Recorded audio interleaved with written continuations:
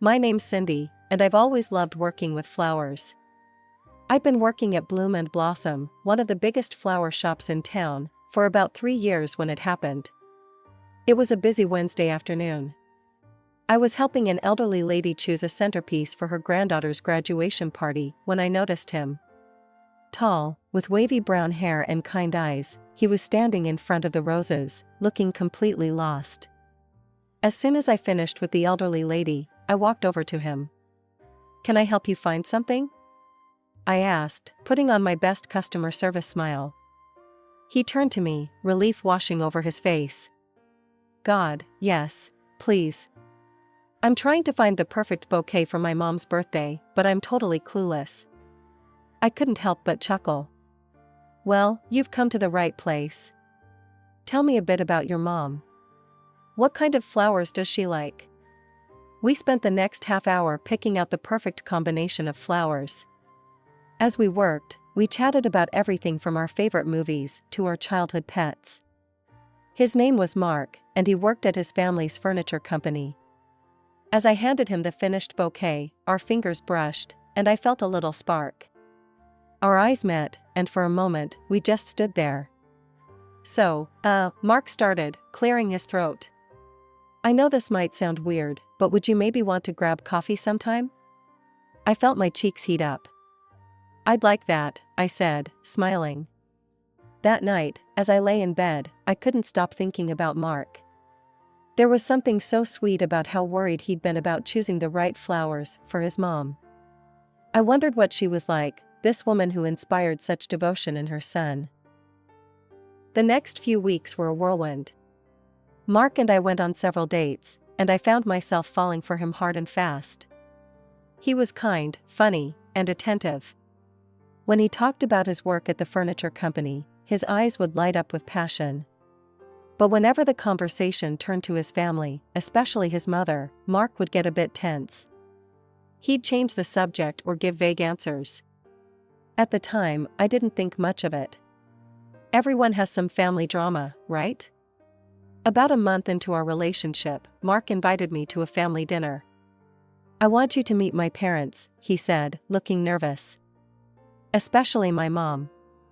She's eager to meet you." The day I met Mark's mother, Patricia, is etched in my memory like a bad tattoo. I spent hours getting ready, wanting to make the best impression possible. I even made a special bouquet as a gift, using the finest flowers from our shop. The moment Patricia opened the door, I felt a chill. She was immaculately dressed, not a hair out of place, with sharp eyes that seemed to x-ray me on the spot. "So, this is the florist," she said, her tone making florist sound like a dirty word. "Come in, dear. Let's have a look at you." I held out the bouquet. "It's nice to meet you, Mrs. Johnson. I brought these for you." She took the flowers, barely glancing at them. I suppose they'll do for the guest bathroom." Mark's father, Robert, was quieter, shaking my hand with a weak smile that didn't reach his eyes. Mark's older brother, Tom, just nodded in my direction. During dinner, Patricia dominated the conversation. She talked about the furniture company, their high-profile clients, their plans for expansion. The men at the table stayed mostly silent, only speaking when Patricia directed a question at them. "So, Cindy," Patricia said suddenly, fixing me with her gaze. "Tell me about your career plans." I swallowed hard. "Well, I love working with flowers. I've been at Bloom and Blossom for a few years now, and—" "A few years?" Patricia interrupted. "And you're still just arranging bouquets? Don't you have any ambition, dear?" I felt my cheeks burn. "I'm actually training to become a manager." "A manager of a flower shop," Patricia scoffed. "How quaint. In this family, we believe in real business. Mark, darling, perhaps you could find Cindy a position in our company? A woman in this family needs to understand real work. Now, about the wedding." I nearly choked on my water. "Wedding? But we've only been dating for a few months." Patricia's eyes narrowed. "My dear, if you're going to be part of this family, you need to understand how things work. I make the decisions here. Your job is to support Mark and contribute to the family business. Is that clear? In the car, I turned to Mark, still in shock. Your mother, she's very strong-willed, Mark finished. Yeah, I know. But she means well. She just wants what's best for the family. I wanted to believe him. I really did. But as I lay in bed that night, Patricia's cold eyes and cutting words kept replaying in my mind. I had a sinking feeling that this was just the beginning of my troubles with Mark's mother. Then came the wedding plans. Despite my protests, Patricia steamrolled ahead, deciding everything from the venue to the guest list. But Mrs. Johnson, I tried to argue one day, shouldn't Mark and I have a say in our own wedding? She fixed me with that icy stare. Cindy, dear, you clearly don't understand how things work in high society. This wedding isn't just about you and Mark. It's about the family's reputation. Now, be a good girl and leave the planning to those who know best. I felt like I was losing control of my own life. But I loved Mark, and I kept telling myself that things would get better after the wedding. Once we had our own place, surely Patricia's influence would lessen. The wedding was exactly as Patricia wanted it, lavish, extravagant, and completely devoid of any personal touches from Mark or me. As I walked down the aisle in the designer dress Patricia had chosen, I felt more like a prop in her show than a bride on her wedding day. Our honeymoon was cut short by an urgent call from Patricia about some business matter that apparently couldn't wait. And when we returned, the real nightmare began. Patricia's influence seeped into every aspect of our lives. She'd show up unannounced at our new apartment, criticizing everything from my cooking to the way I folded Mark's shirts. Every day, Patricia found new ways to belittle me and undermine my confidence. The worst part was her constant harping about my job.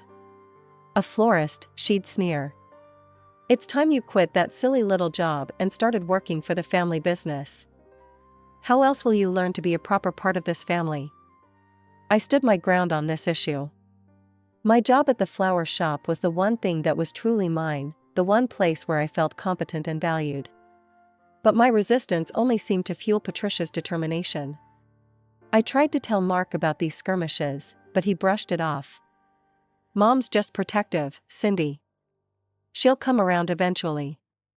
Just try to make an effort, okay? But no matter how hard I tried, nothing was ever good enough for Patricia. Every family gathering became an ordeal. Patricia would hold court, making snide remarks about my background, my job, even my appearance.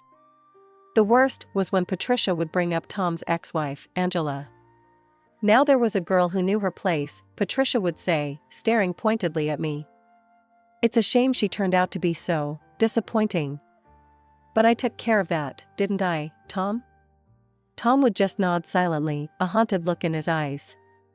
I couldn't help but wonder what had really happened to Angela, and if I was headed for a similar fate. As the months wore on, I felt increasingly isolated and trapped. Patricia's control over Mark seemed absolute. He'd jump at her every command, canceling our plans or working late at her whim. Mark, please, I begged one night after he'd missed our anniversary dinner because Patricia had called him into the office. Can't you see what she's doing? She's trying to control our lives. But Mark just sighed. Cindy, you don't understand. This is just how my family works. Mom's in charge, and that's that. It's easier if you just accept it. I couldn't believe what I was hearing. The man I'd fallen in love with, the one who'd been so sweet and caring, seemed to have disappeared, replaced by this spineless mama's boy. Patricia's birthday arrived, and with it came a sense of dread I couldn't shake. The party was in full swing. Patricia held court in the living room, surrounded by fawning relatives and business associates. She was in her element, tossing out backhanded compliments and thinly veiled insults with equal glee. Oh, Martha dear, that dress is so brave of you. I'd never have the courage to wear something so youthful at our age, she crowed, making the poor woman squirm. I watched, bewildered, as the adults around her laughed and nodded along. How could they just stand there and take this? It was like watching a group of trained seals barking on command. "Cindy," Patricia's sharp voice cut through my thoughts. "Make yourself useful and bring out the cake. Put the candles on too, if you think you can manage that." Grateful for the excuse to escape, I hurried to the kitchen. The cake was enormous, a towering monstrosity of fondant and sugar flowers. I carefully placed the candles, double-checking the number. Back in the living room, I set the cake down in front of Patricia. She made a show of counting the candles, her eyes narrowing. "What's this?" she snapped. "There's one too many. Can't you even count properly? Or perhaps you think I'm older than I am?" She began plucking out the candles one by one, tossing them aside. "Look at how you've ruined the decorations. Bend down and see the mess you've made." Mortified, I leaned in to look at the cake. Suddenly, I felt a hand on the back of my head, shoving me down hard. My face hit the cake with a soft splat, and I felt the icing filling my nose and mouth. Panic set in as I struggled to breathe. Patricia's hand held me there for what felt like an eternity. When she finally let go, I jerked back, gasping and spluttering. The room erupted in laughter, Patricia's cackle the loudest of all. "Oh, Cindy dear, you should see your face," she held. "I guess you wanted a piece of cake that badly, huh?" I blinked through the frosting, searching desperately for Mark. Our eyes met for a brief moment before he looked away, his face a mask of discomfort. "Mark," I choked out, "please." He stepped forward, taking my arm. "Let's get you cleaned up," he muttered, leading me out of the room. The sound of laughter followed us down the hall. In the bathroom, I scrubbed at my face, fighting back tears. "Mark, how could she do that? How can you let her treat me this way?" He handed me a towel, not meeting my eyes. "Come on, Cindy. Mom's just a bit eccentric. You know how she gets at parties." She didn't mean anything by it. In that moment, something inside me snapped. Without a word, I pushed past him and headed for the bedroom where we'd left our overnight bags.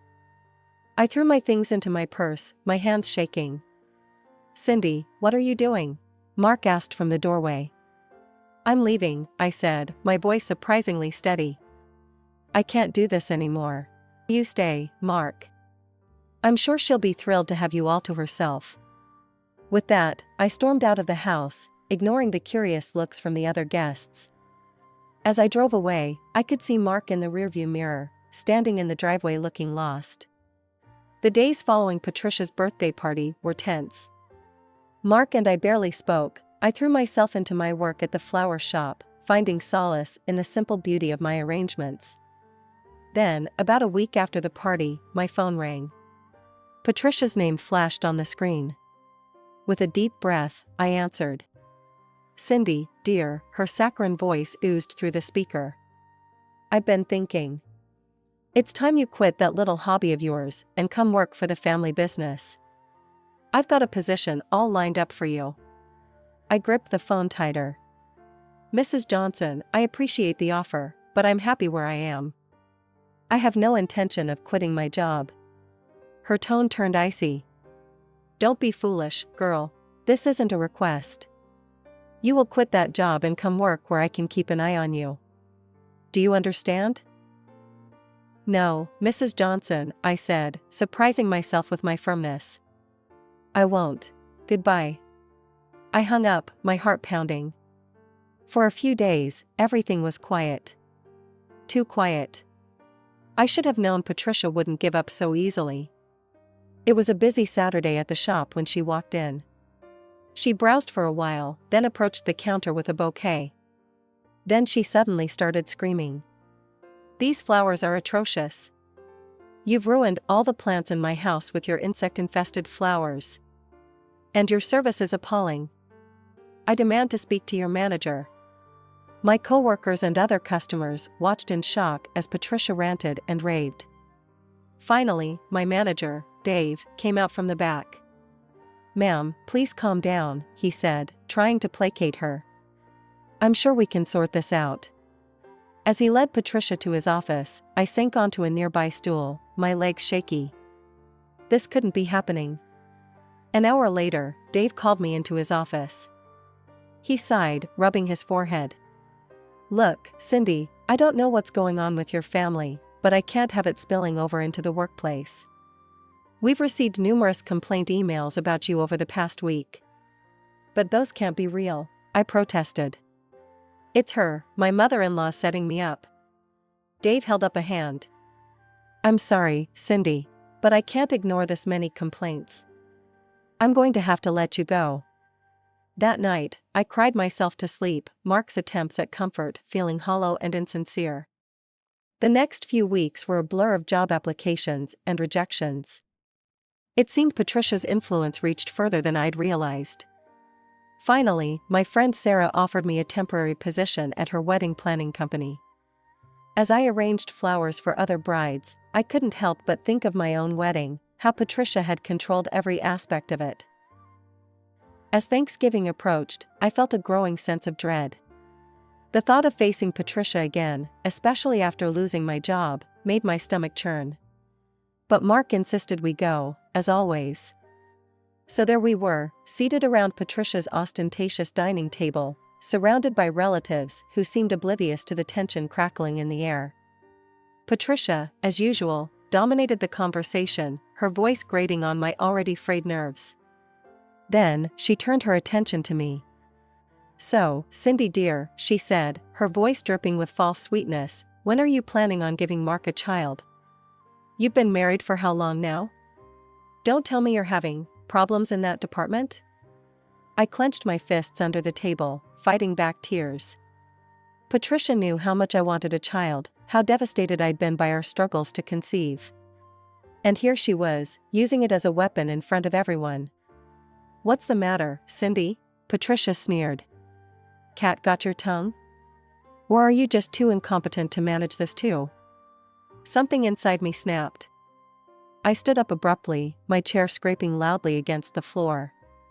"That's enough," I said, my voice shaking. "I will not sit here and let you discuss my personal health issues like this. I'm leaving this house where I'm clearly not respected." The room fell silent, everyone staring at me in shock. Even Patricia seemed taken aback by my outburst. As I turned to leave, I brushed past Patricia. Suddenly, I felt a searing pain on my arm and chest. I screamed, realizing in horror that Patricia had accidentally spilled her scalding hot tea on me. Through the haze of pain, I heard gasps and exclamations. I stumbled towards the bathroom, desperate to get the burning clothes off my skin.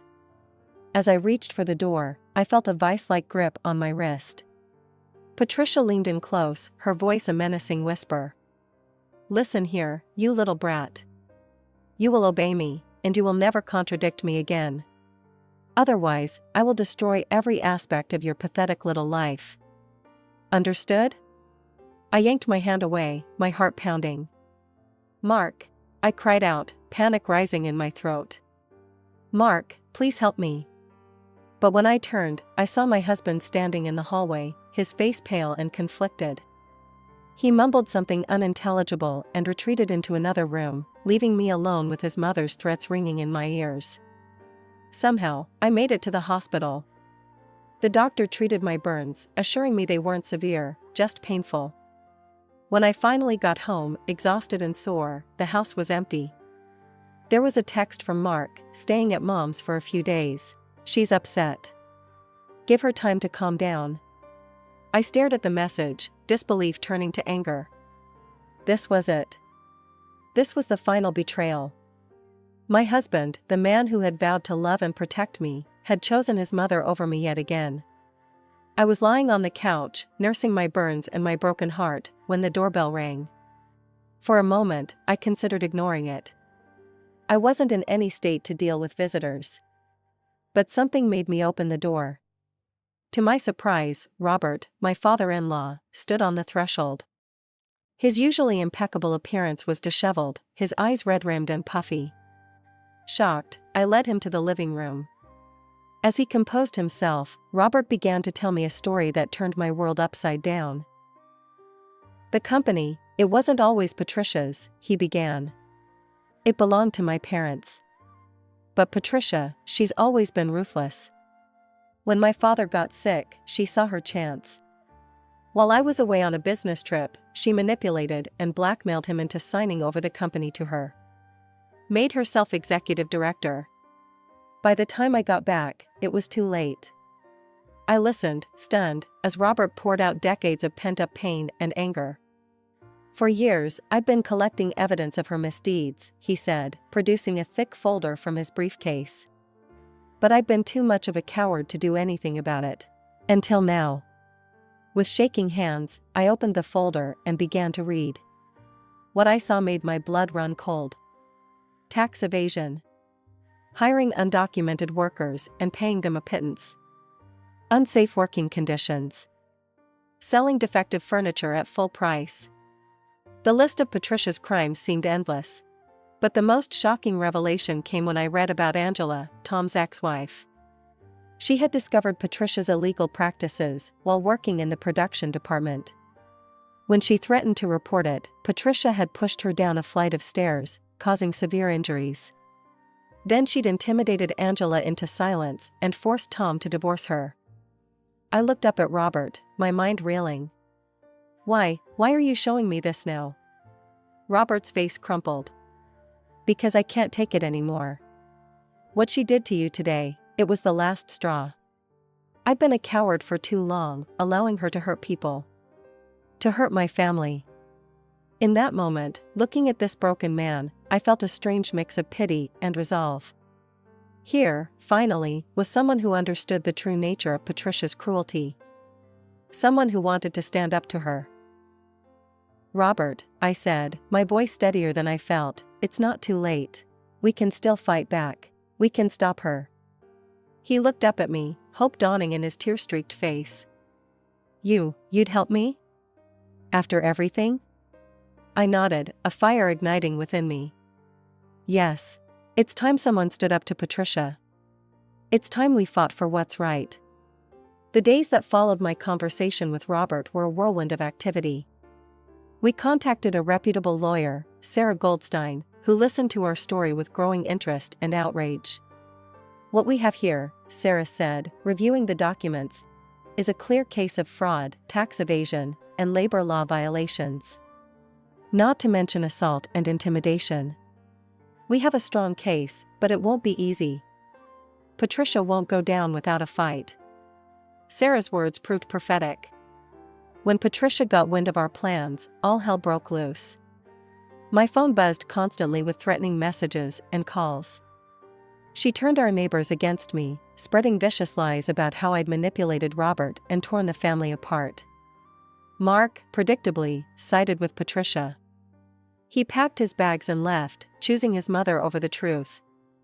To my surprise, Tom, the elder son, reached out to me. I believe you, he said, his voice heavy with years of suppressed pain. What Mom did to Angela, I can't forgive that. I want to help. The trial was grueling. Patricia's lawyer tried every trick in the book to discredit us. But Sarah was brilliant, methodically presenting evidence of Patricia's crimes. The turning point came when Angela, Tom's ex-wife, took the stand. Former workers, mostly undocumented immigrants, also testified about the terrible conditions they'd endured under Patricia's reign. Their stories of exploitation and fear painted a damning picture. In the end, justice prevailed. The court annulled the fraudulent will that had given Patricia control of the company. Robert was reinstated as the rightful owner. Patricia was ordered to pay massive fines for tax evasion and labor violations. The aftermath was swift. Robert divorced Patricia, leaving her only the house they'd shared. An audit of the company revealed even more financial irregularities, resulting in additional fines. Patricia was forced to sell the house to pay her debts to the IRS. As for me, I filed for divorce from Mark. He never reached out, never tried to reconcile. His silence spoke volumes about the man he'd become under his mother's influence. Robert, true to his word, offered me a position in the company's sales department. The work was challenging at first. I knew flowers, not furniture. But I threw myself into learning, determined to prove myself. Slowly but surely, I began to understand the intricacies of the furniture business, even finding ways to incorporate my knowledge of aesthetics from my florist days. Months passed, and life settled into a new normal. I was at a client's store one day, finalizing a big order, when I spotted them. Mark and Patricia, looking haggard and bitter, were arguing in a corner. "You useless, weak-willed idiot," Patricia hissed at Mark. "You can't even hold down a job without me holding your hand." For a moment, I felt a pang of pity. But then I remembered all the pain they'd caused, all the lives they'd tried to ruin. I turned away, pretending not to see them, and focused on my client. Driving back to the office, I couldn't help but smile. Life hadn't turned out the way I'd expected when I first met Mark in that flower shop. But here I was, free from Patricia's tyranny, carving out a new path for myself.